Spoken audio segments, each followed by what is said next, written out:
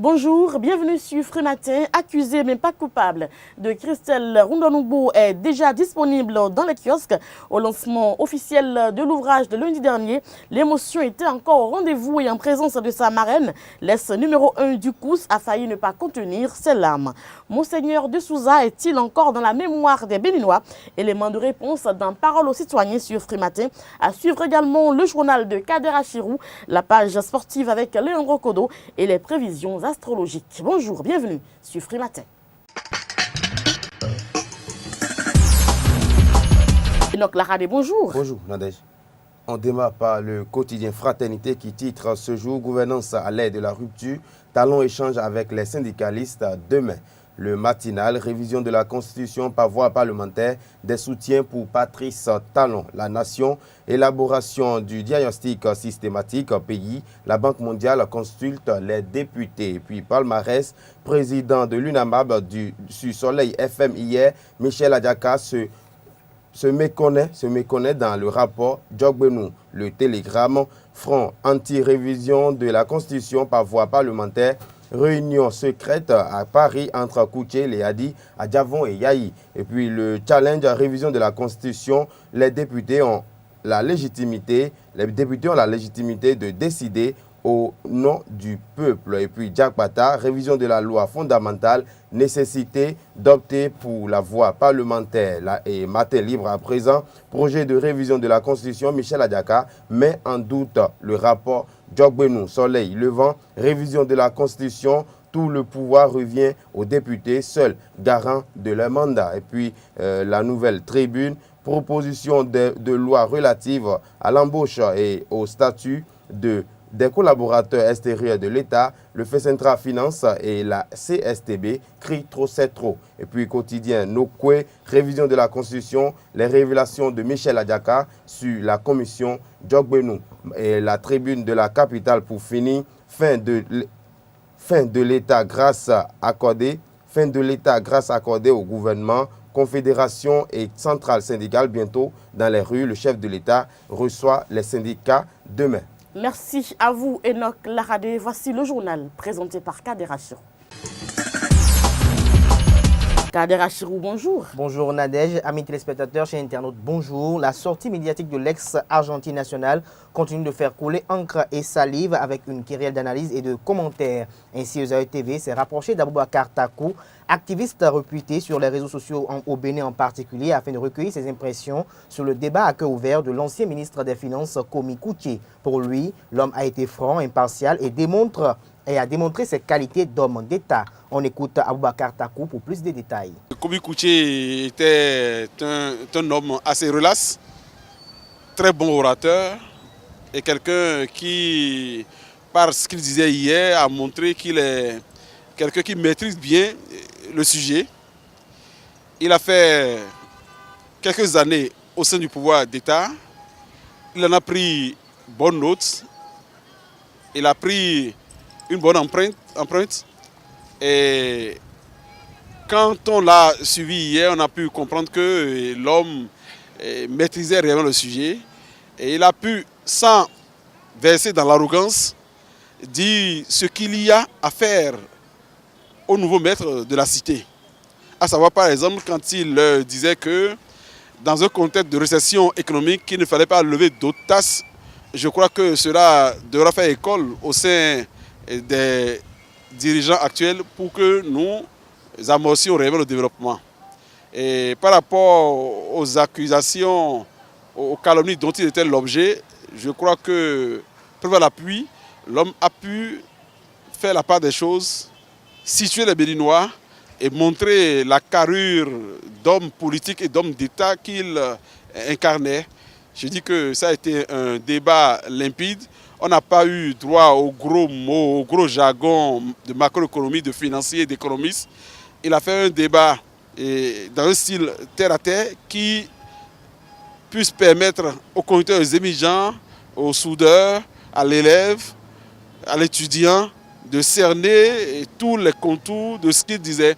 J'ai dit c'est très relax, c'était très bien. Et je crois que nos hommes politiques qui se bombent le torse d'être de grands économistes, de grands financiers, anciens fonctionnaires de la BCAO, de la Banque mondiale, je crois qu'il faut qu'ils apprennent de ce que le jeune Kwame Coutier a dit, qu'ils apprennent à diluer le langage pour se faire comprendre de tout le monde et même des profanes.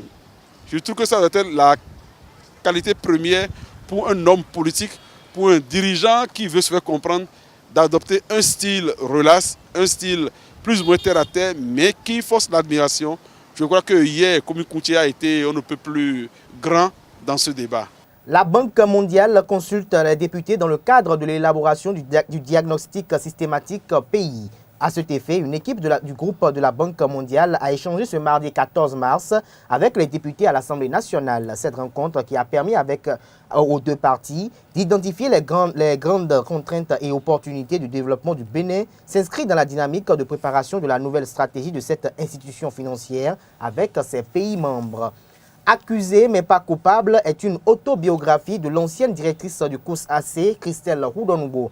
Elle retrace à travers cet ouvrage les faits relatifs à une affaire dans laquelle elle est accusée de meurtre de sa domestique 5 ans plus tôt. L'actuelle présidente du Parti Congrès du Peuple pour le Progrès, CPP, a lancé son tout premier livre au Palais des Congrès de Cotonou en présence de plusieurs autorités nationales. Une équipe de la rédaction de ZAE-TV y était et voici le compte-rendu de la cérémonie de lancement. Accusé mais pas coupable, c'est le titre du livre de Christelle Roudonoubo. Cet ouvrage de 140 pages vient révéler à la lumière du peuple béninois les faits d'une affaire dans laquelle elle a été inculpée il y a environ 5 ans. D'entrée, c'est la présentation du livre qui a lancé les hostilités. En croit le présentateur, la petite fille de l'auteur doit connaître la vérité. Elle a besoin de la vérité qu'elle devra restituer à sa progéniture. Et l'histoire à raconter à ses enfants et petits-enfants, je crois que Christelle, sa mère, accusée mais pas coupable, vient de la constituer. C'est sans doute aussi un livre pour la mémoire de Fatih, sa complice dans les travaux domestiques. Cela apparaît en ouverture du livre dans la dédicace faite par l'auteur. Au total, 140 pages avec un prologue qui annonce le feuilleton. Accusé, mais pas coupable. Donc là, c'est accusé, c'est la société et ce qui s'est passé dans son domicile. Et dans son fort intérieur, elle se disait qu'elle n'était pas coupable. La justice de notre pays l'a mise en liberté provisoire et ensuite l'a lavée de tout soupçon, l'a complètement libérée en lui délivrant une ordonnance de non-lieu. Mais malgré ça, elle n'était pas complètement satisfaite. Elle disait qu'elle veut refaire cette image et en écrivant ce livre-là. Je pense qu'il faut saluer ce courage, cette témérité, surtout qu'elle rentre en politique. Elle est chef de parti à partir de février dernier et elle a voulu partager la vérité à elle et la vérité tout court, puisque la justice est de son côté et la vérité avec ses concitoyens. Pour l'auteur de l'autobibliographie, la page de cette histoire dans laquelle elle a été accusée doit être tournée. Ainsi, elle invite les différentes premières dames béninoises à l'accompagner dans la vulgarisation de son livre, surtout pour aider les détenus qui sont, selon elle, dans de mauvaises conditions. Nous allons les saisir et voir dans quelle mesure elles peuvent nous aider dans le cadre donc de ce projet. Nous disons accusés mais pas coupables, les filles d'abord. C'est la première chose. La deuxième chose, nous voulons utiliser les recettes donc, de la vente de ce livre pour intervenir, c'est vrai, dans le milieu carcéral, mais surtout pour intervenir dans l'enfance malheureuse. Déjà, nous intervenons dans les villages SOS, dans certains orphelinats, et donc nous voulons étendre nos actions donc, à l'endroit des enfants déshérités. Rappelons que Christelle Roudonoubo a servi dans le gouvernement de l'ancien président Boni Yayi. Actuellement, elle est la présidente du parti politique Congrès du Progrès pour le Peuple CPP qui se veut centriste. Le président Patrice Talon reçoit demain en audience à 8h précises au Palais de la République les syndicalistes. En effet, les secrétaires généraux des centrales et confédérations syndicales ont dans une lettre adressée au gouvernement sollicité une rencontre avec le chef de l'État pour exprimer de vive voix leur mécontentement face à un certain nombre de choses qui se font observer depuis un certain temps dans le pays, notamment les questions liées aux libertés d'expression en République du Bénin. Mesdames et messieurs, c'est sur cette brève que je mets un terme à cette édition. Merci de l'avoir suivi. La grande édition du journal est prévue pour 19h sur Esaü TV. Ce sera une présentation de Léandro Kodo. Voici le débat.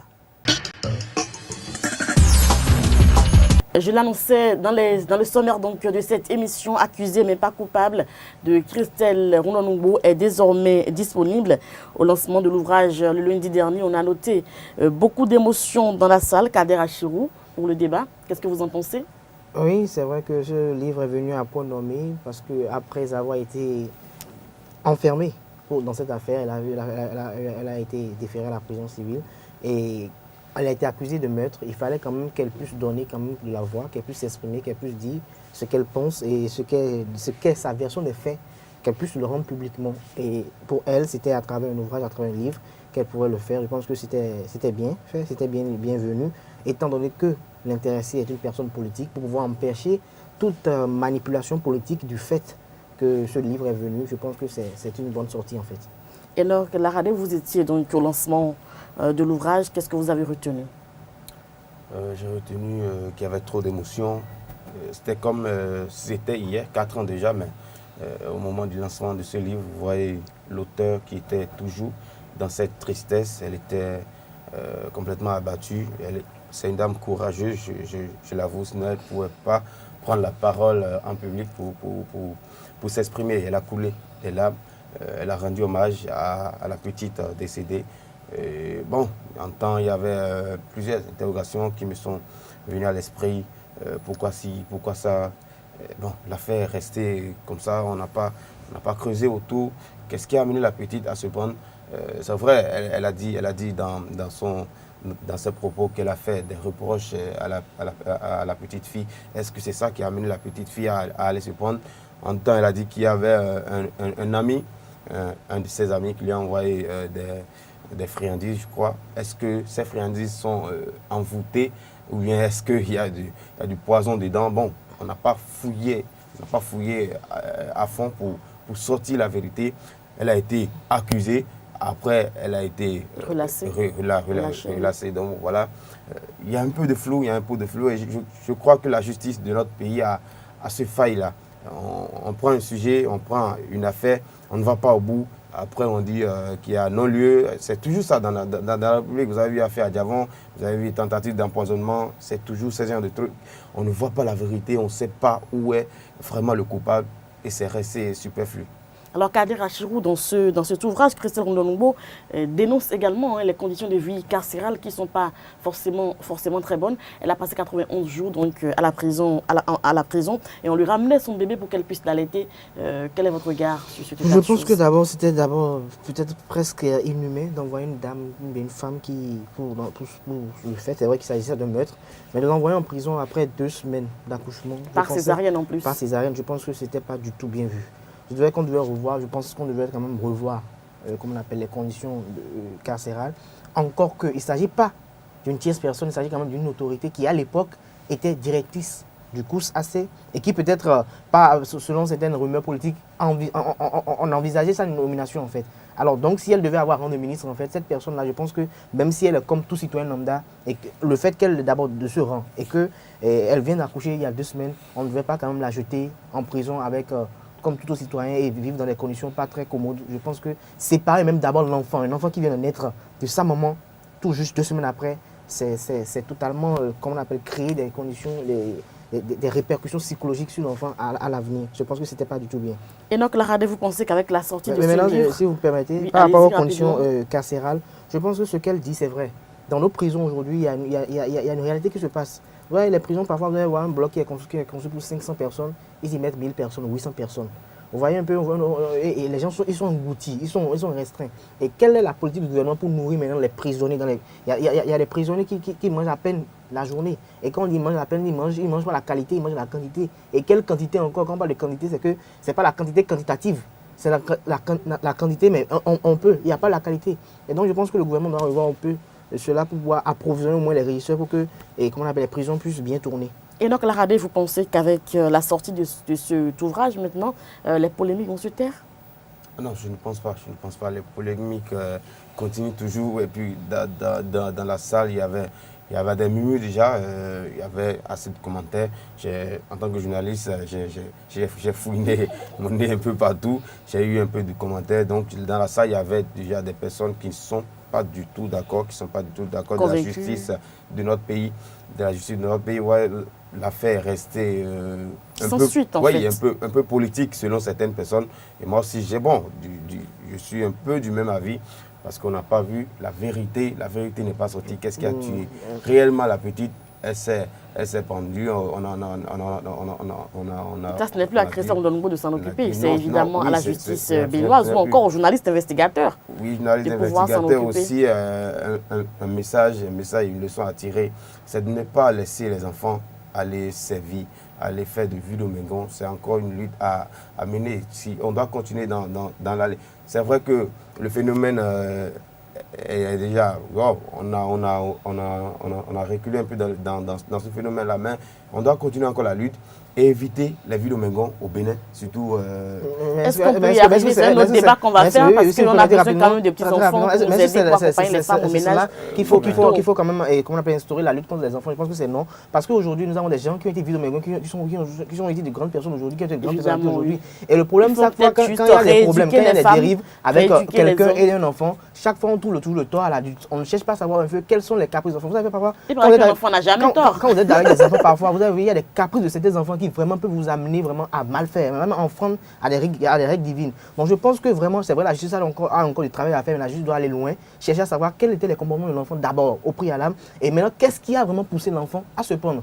L'enfant peut aller se prendre parce que peut-être il n'est pas avec ses parents, peut-être il n'a plus ses parents, il n'a plus l'affection parentale, ou bien peut-être parce qu'elle est frustrée à la maison. Donc les raisons sont diverses et il y a une myriade de merci à vous, Kader Achirou et Enoch Laradé. Merci, on se retrouvera demain pour un autre sujet. On va voir maintenant si Monseigneur de Souza est encore dans la mémoire des Béninois. C'est à travers Parole aux citoyens que vous nous proposez justement. Monseigneur de Souza. Oui, bien sûr. J'ai entendu parler de lui. Je l'ai connu. Dans le journal télévisé. Il a été un pionnier à la source de la démocratie. Ce qui représente pour moi, à mon avis, ont été une grande chose de lui. Je dirais qu'il est le père de la démocratie béninoise. Pardon? Puisqu'il est un pionnier, alors il a politiquement joué un rôle vraiment assez capital. Bon, c'est un modèle. Dans quel sens? Un modèle pour notre pays, une fierté pour l'Afrique. C'est ce qu'il a incarné au fait. Grâce à sa présence, comme s'il était un diplomate, et à ce qu'il est l'homme de Dieu, politiquement, a géré, bien sûr, tous les tempéraments, tous les représentants qui ont assisté à cette conférence, c'est-à-dire a écrasé toute la salle. Donc je pense que c'est un grand homme.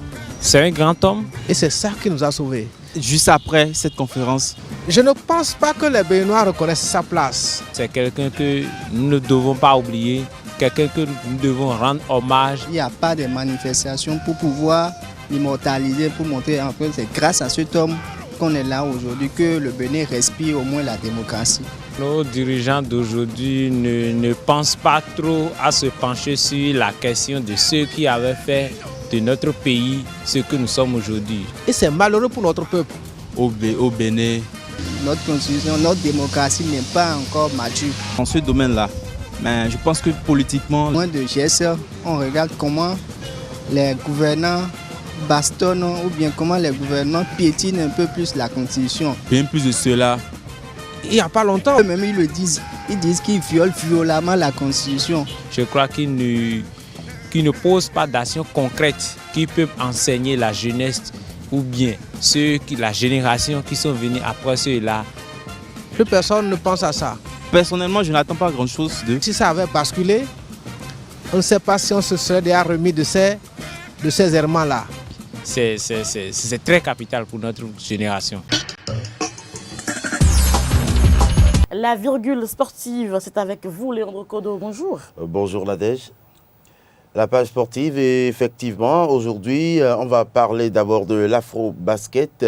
À partir de demain jeudi, Cotonou sera la capitale du basket africain. Vous aurez plus de nouvelles sur l'arrivée des équipes et le déroulement de la compétition à partir de demain. Nous allons directement en Europe pour la Champions League où s'est jouée la dernière journée. Hier, des huitièmes de finale, la Juventus de Turin était opposé au FC Porto, 2 buts à 0 à l'aller et 1 but à 0 au retour au Juventus Stadium, un but de Pablo Dybala qui l'avait annoncé, qui avait promis tout faire pour essayer de mettre un but à Iker Casillas et finalement il a réussi son pari, on peut dire. Donc la Juve qui élimine sans trembler le FC Porto et rallie les quarts de finale. Il gagne au Juventus Stadium, surtout après cette exclusion de Maxi